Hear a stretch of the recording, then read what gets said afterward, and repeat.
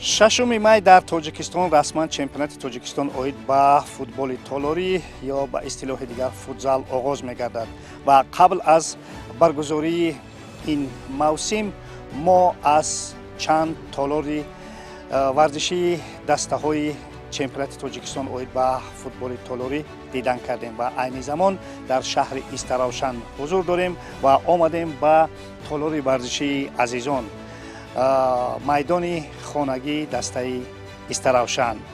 айни замон мо дар ҳавлӣ ё дар беруни ин варзишгоҳ қарор дорем. дари ин варзишгоҳ ҳанӯз пӯшида аст ва меравем ба дохил мебинем ки қабл аз шурӯи ин мавсим ин толор дар кадом вазъият аст.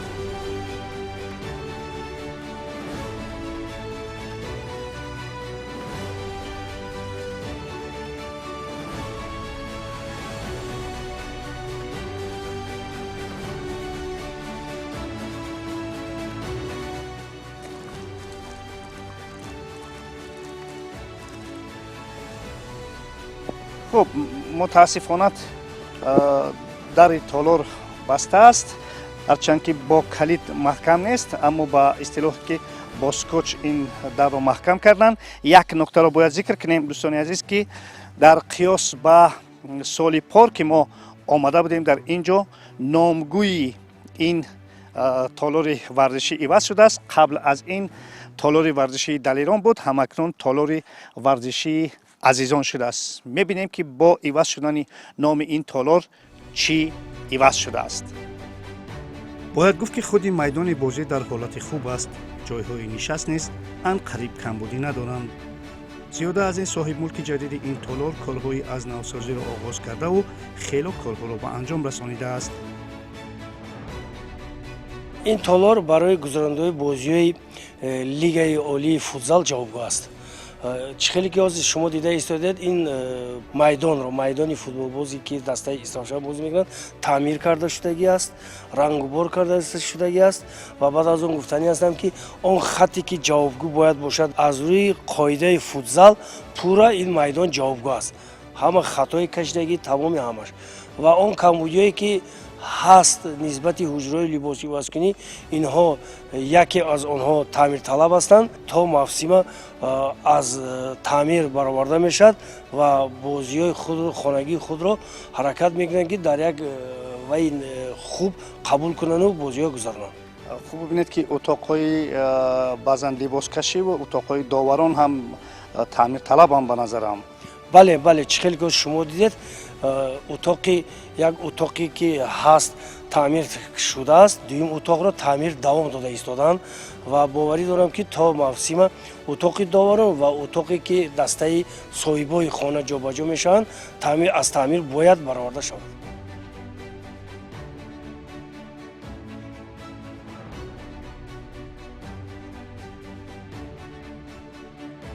аммо бархе аз утоқҳои ин толор ба виҷа утоқи либоскашӣ ба таъмири пурра ниёз дорад.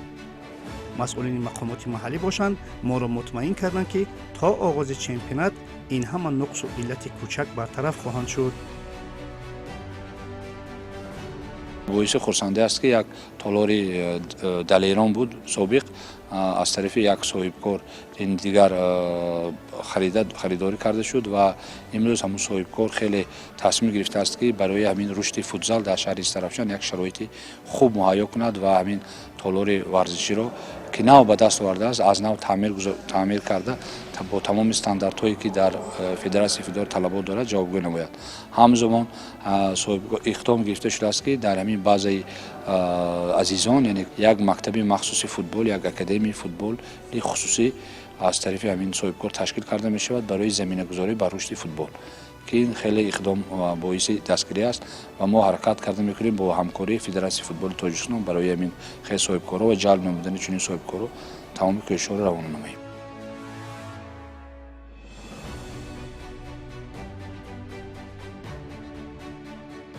албатта масъалаи дигари муҳим ин масъалаи ширкати дастаи Истаравшан дар чемпионат аст ва ба гуфти муовини раиси шаҳри Истаравшан ин масъала низ ҳалли худро ёфтааст. Фақат маблағгузорӣ аз ҷониби мақомоти маҳаллӣ барои дастаи Истаравшан хоҳад шуд ё не, барое ки мунтазам дар чемпионат бозӣ кунад имсол? албатта дастаи футзали шаҳри Истаравшан аз тарафи мақомоти иҷроҳокими давлати шаҳри Истаравшан пурра дастгирӣ меёбад ва имрӯз тасмим гирифтем ки аз бюҷети шаҳри Истаравшан ва ҳамзин бо ҳамкории соҳибкорон тамоми он шароитҳое ки дар ҳамин вобаста ба маблағгузории даста аст шароит муҳайё намоем. ба ҳар сурат то ба ҳоли ҷавобгӯ кардани ин толор ба меъёрҳои мавҷуда дастандаккоронро мебояд даҳони ҳамёни худ кушоянд ва сар аз утоқи доварӣ то ҳоҷатхона бояд бунёд ва ё аз навсозӣ карда шаванд.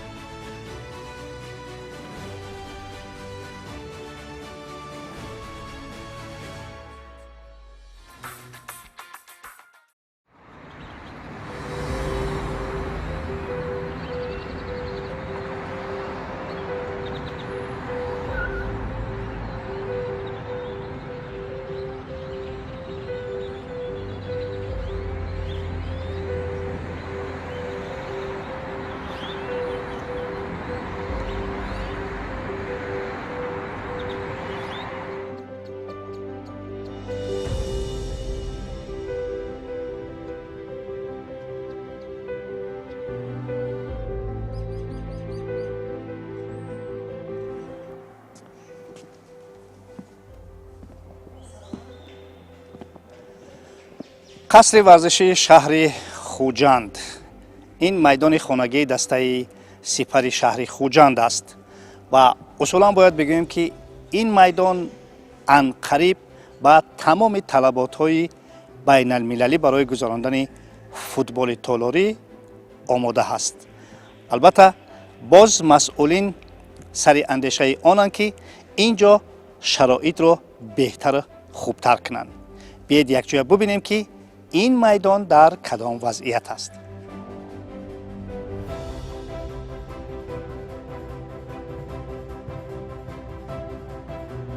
анқариб гуфтани мо дар шарҳи омодагии ин толор сабабҳои худро дорост, зеро ба гуфти мутахассис барои ба талаботи лозима ҷавобгӯ намудани ин майдон бархе камбудиҳоро бояд бартараф намуд. дӯстони азиз, чӣ гуна ки гуфтем, ин толор усулан анқариб ба меъёрҳо ҷавоб аст. ба ҳар сурат бархе аз нуқсу иллатҳоро дар ин ҷо мутахассисон дарёфтанд ки мехоҳанд онро иброз доранд. хуб чӣ нуқсу иллатҳо ҳастанд? нисбати майдон ягон мушкилӣ нест, паркет ҳамаш ҷавобгӯ аст, лекин он хатое ки аз рӯи нисбати қоидаҳои футбол ҷавобгӯ ҳаст, лекин дар ин ҷое ки инҳо карданд ҷои хатогӣ ҳам ҳаст. ин хатогиро бояд то мавсим ислоҳ кунанд.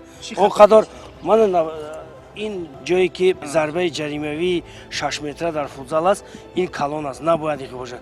ин ҳамагӣ ҷои 8 сантиметр 8 сантиметр бояд, маъни лаби ин хати бояд бошад. Диаметраш, бале. А ин беҳад худи футболи калон барин дар майдони футболи калон ҷое ки пеналти мешавад, калон кардаган ин ҷавобгӯ нест.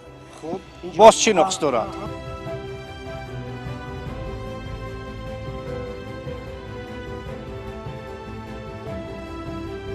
аз рӯи қоидаи футбол ҷои зарбаи кунҷӣ, ҷое ки хате ки мана чихе мо дида истодаем, ин нотуғрӣ аст. аз рӯи кунҷӣ, аз ҳамин лаби кунҷ бояд 25 сантиметр бошад. 25 сантиметр ва ҷои туп мондани туп ва ба бозӣ равардан байни 25 сантиметр куҷое ки футболист маъқул аст мемонад. лекин ин нотуғрӣ аст. ҳамаи инҳо бояд ислоҳ карда шавад. ҷавобгӯ нест. хуб, дӯстони азиз, албатта умедвор ҳастем ки ин нуқсҳое ки дар ин ҷо аз ҷониби мутахассис зикр шуд, албатта то рӯзи оғози мавсим ислоҳ мешаванд.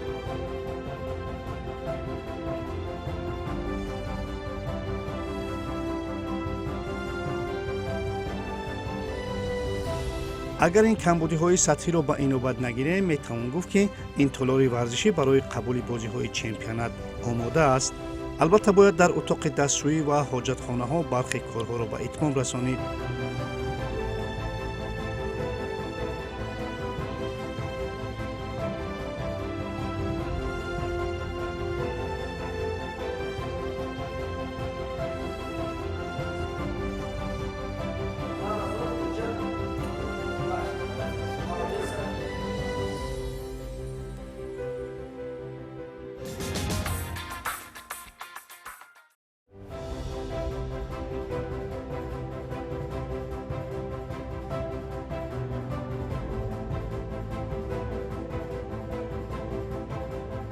بعد بازدید از تالار ورزشی شهر خوجند میدان خونگی دسته سپر ما آمدیم به شهر گلستان با تالار ورزشی شاهین. اصولا باید بگوییم که این تالار ذخیروی برای برگزاری بازی‌های چمپیونات تاجیکستان اوید به فوتزال می باشد. یعنی در صورت بند بودن تالار ورزشی شهر خوجند بازی‌های چمپیونات در اینجا برگزار می شوند.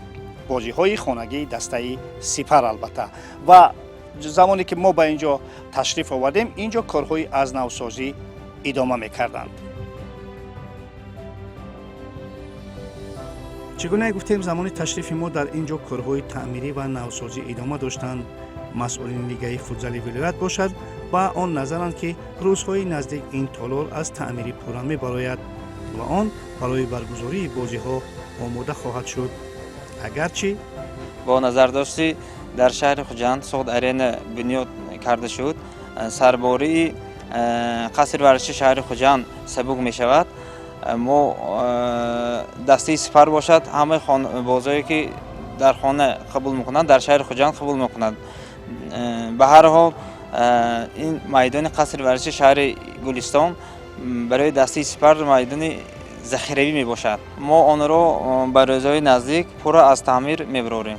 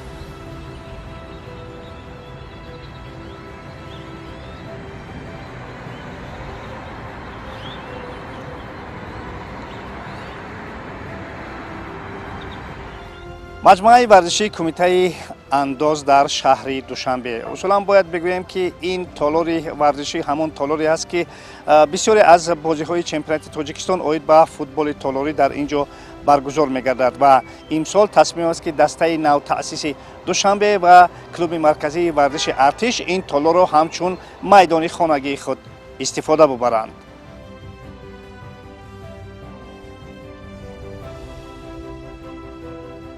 مجموعه ورزشی کمیته انداز اینک چند سال است که بازی‌های چمپیونات تاجیکستان اوید به فوتبال تالاری را قبول می‌کند. اینجا بارها فینال جام تاجیکستان و سوپر جام نیز برگزار شده است.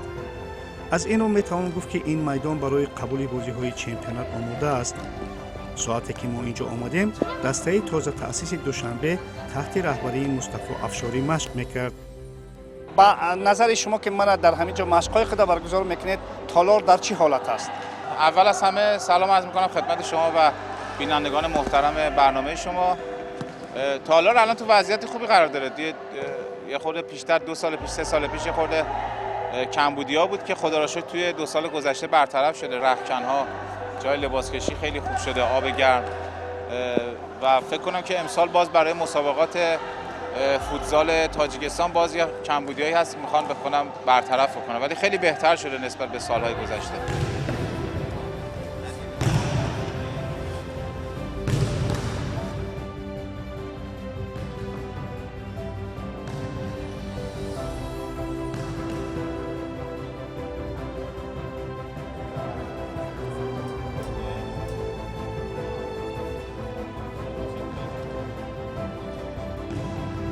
به هر صورت از نگاه شما چی باید دستاندرکاران انجام کنند که این تالار جوابگوی همه معیارها باشه؟ چی ها را باید در اینجا اضافه کرد؟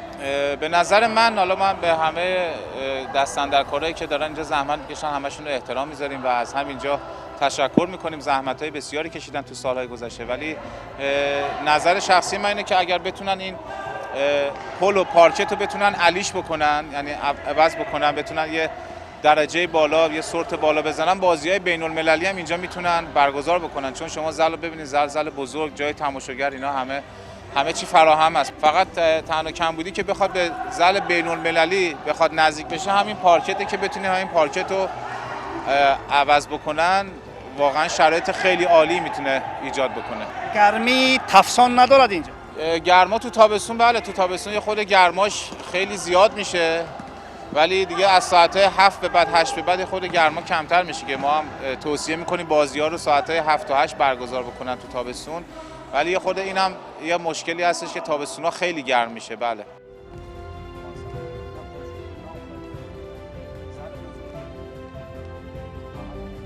چنانچه گفته شد البته این تالار هم برخی نقص و علت‌ها را دارست، اما نصب نورافکن‌های اضافی و انجام چندی از کارهای دیگر دلالت از آن می‌کردند که دستاندرکاران در پی اصلاح کمبودی می‌باشند.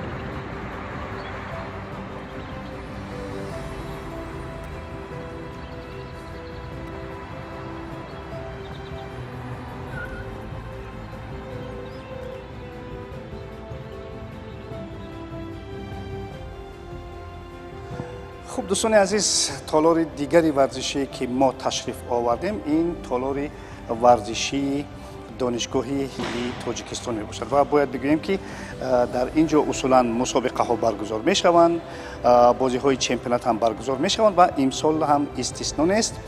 با احتمال زیاد دسته سارو کمپانیا محض بازی های خانگی خود را بیشتر در همینجا برگزار می کند.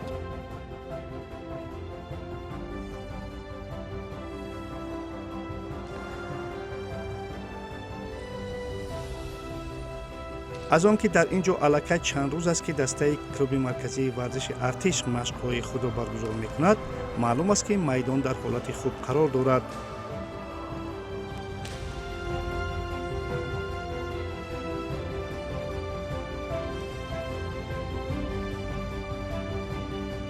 واقعا با یک دیدن هم روشن خواهد شد که صفت میدان چگونه است. جای نشست تماشابینان در حال خیلی خوب است. شاید برای بر تمام طلبات جوابگو نمودن این تالار از جمله برای نمایش تلویزیونی نورافکن‌ها را تقویت بخشیده مکانی نصب کامراهای تلویزیونی را از خط میدان دورتر جای کردن لازم.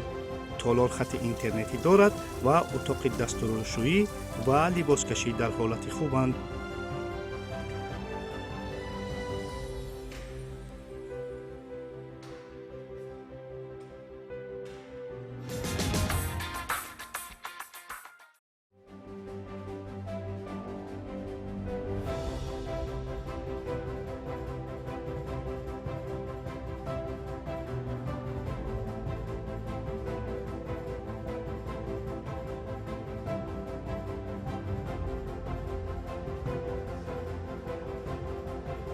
کاخ المپیا یکی از میدان‌هایی میباشد که در آن منتظم بازی‌های چمپیونات برگزار می‌شوند.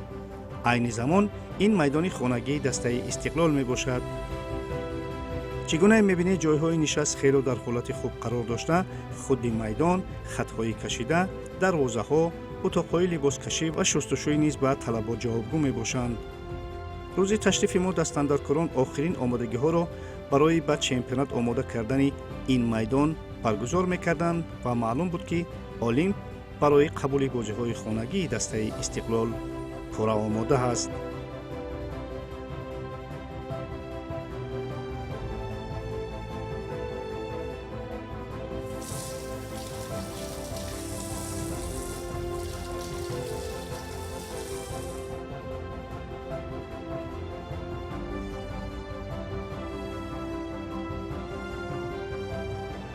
کاخ اولیم آخرین ورزشگاهی بود که ما در طی این سنجش خود مورد بازدید قرار دادیم و باید بگویم که این تالار اصولا برای برگزاری بازی‌های چمپیونات تاجیکستان اوید به فوتزال پورا آماده است. زیرا چگونه می‌دونیم البته در اینجا سال پار بازی‌ها برگزار می‌شدند، موسم‌های گذشته بازی‌ها برگزار می‌شدند و چگونه که می‌بینید به قولی که همه چیز در حال ایدئالی می باشد و باید بگویم که این میدان خانگی دسته استقلال می باشد و امیدوار هستیم که در روزی بازی های در اینجا برگزار می شده البته این ورزشگاه پر از مخلصان خواهد بود.